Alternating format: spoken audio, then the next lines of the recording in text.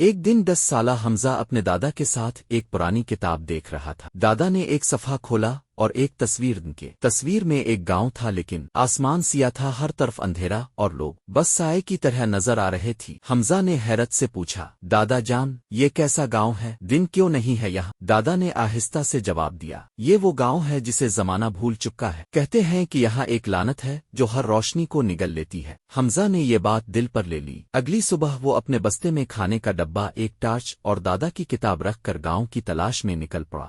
راستہ سنسان تھا، ہر درخت ایک عجیب سا سایہ بناتا تھا۔ اچانک ایک بوڑھی عورت راستے میں آئی اور بولی، اگر تم اندھیرے والے گاؤں جا رہے ہو تو اپنی روشنی بچا کر رکھنا، وہ تمہارا آخری سہارا ہوگی۔ حمزہ کا دل تیزی سے دھڑکنے لگا، کیا واقعی یہ سب سچ ہے؟ وہ چلتا رہا اور آخرکار ایک پہاڑی کے پار اسے ایک سایہ دار جگہ دن کے۔ حمزہ پہاڑی سے نیچے اترا اور اس پراسرار گاؤں میں قدم رکھا۔ جیسے ہی اس نے گاؤں میں قدم رکھا، اسے ایک عجیب سی ٹھنڈک محسوس ہوئی، جیسے کوئی سایہ اس کے آس پاس آ گیا ہو۔ گاؤں کی گلیاں سنسان تھیں، ہر دروازہ بند، ہر کھڑکی پر پردے، نہ کوئی آواز، نہ کوئی چرچراہٹ، صرف خاموشی۔ حمزہ نے آہستہ سے ایک دروازہ کھٹکھٹایا، کیا یہاں کوئی ہے؟ دروازہ آہستہ سے چرچراتے ہوئے کھلا، لیکن سامنے کوئی نہ تھا، صرف ایک پرانا سا لالٹین جل رہا تھا اور زمین پر ایک ٹوٹا ہوا کھلونا پڑا تھا۔ حمزہ نے وہ کھلونا اٹھایا اور اسی وقت ایک آواز آئی، واپس چلے جاؤ، یہ تمہاری جگہ نہیں۔ حمزہ نے جلدی سے پیچھے دیکھا مگر کوئی نہ تھا۔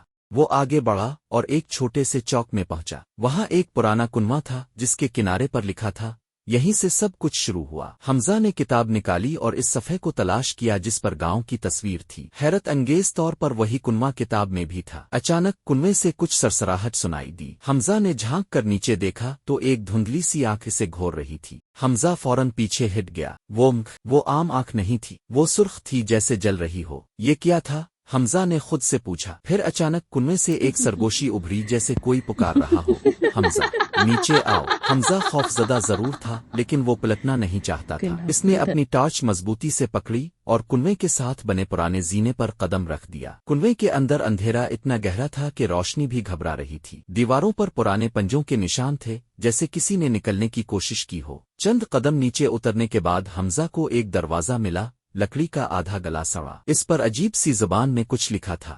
حمزہ نے دادا کی کتاب نکالی اور لفظوں کو ملانے کی کوشش کی۔ ترجمہ کچھ یوں تھا، جہاں روشنی چھین لی جاتی ہے وہیں اندھیرے کا راج ہے۔ حمزہ نے دروازہ دھیرے سے کھولا۔ اندر ایک سرنگ تھی، دیواروں پر لال آنکھیں جھانک رہی تھیں جیسے کوئی ہر قدم کا حساب رکھ رہا ہو۔ حمزہ نے سرنگ کے آخر میں ایک چھوٹا کمرہ دیکھا جہاں ایک بچہ دیوار سے بندھا ہوا تھا۔ بچہ کانپ رہا تھا اور آہستہ سے بولا، مجھے یہاں بہت دنوں سے قید کیا گیا ہے، وہ سب بچوں کو یہاں لاتے ہیں۔ حمزہ نے جلدی سے رسی کھولی۔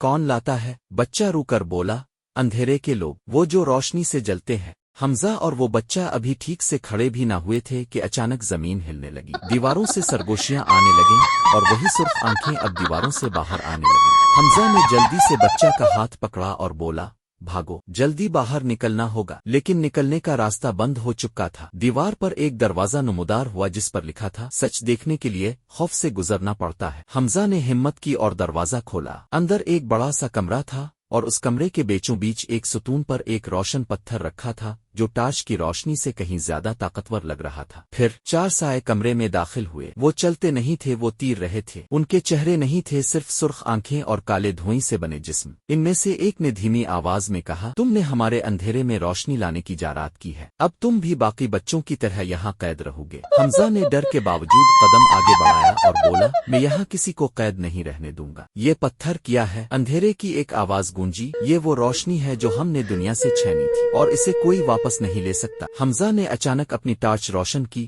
اور وہ روشنی پتھر پر پڑی۔ پتھر چمکنے لگا اور اندھیرے کے لوگ کیا حمزہ اس روشنی کو استعمال کر کے سب کو بچا سکے گا؟ وہ بھی اندھیرے میں قید ہو جائے گا۔ اگلا حصہ انجام کے قریب ہے۔ روشنی پھیل چکی تھی، اندھیرے کے لوگ چیختے ہوئے زمین میں جذب ہو رہے تھے، ان کی سرخ آنکھیں بجھ چکی تھیں۔ حمزہ اور وہ بچہ حیرت سے ایک دوسرے کو دیکھنے لگے۔ یہ پتھر، یہ ہمیں بچا رہا ہے، حمزہ نے کہا۔ اچانک کمرے کی دیواریں ہلنے لگیں جیسے کچھ ٹوٹ رہا ہو۔ باہر کا راستہ پھر سے کھلنے لگا، لیکن وہ پتھر، وہ زمین میں دھنسنے لگا۔ حمزہ دوڑا اور پتھر کو تھام لیا۔ ایک آواز گونجی، اگر تم یہ روشنی دنیا میں واپس لے جانا چاہتے ہو تو تمہیں اپنا خوف ہمیشہ کے لیے پیچھے چھوڑنا ہوگا۔ حمزہ نے آنکھیں بند کی، گہری سانس لی اور دل میں کہا، میں اندھیرے سے نہیں ڈرتا، میں سچائی اور روشنی کے ساتھ جینا چاہتا ہوں۔ उसी लम्हे पत्थर एक छोटे सूरज की तरह चमकने लगा। रोशनी हमजा और बच्चे को ऊपर ले गई। जैसे ही वो जमीन पर वापस आए गांव वही सिया गांव अब रोशन हो चुका था। दरवाजे खिलने लगे, बच्चे बाहर निकलने लगे जैसे कई बरसों से कैद थे।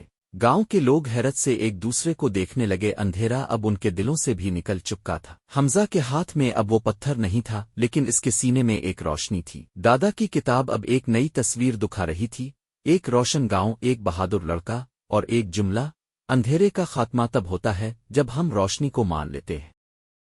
तो वीडियो को लाइक करें, channel kid care vlogs official को सब्सक्राइब करें और अपनी राय कमेंट्स में लिखें। मिलते हैं एक और जादुई मुहिम में। अल्लाह हाफिज।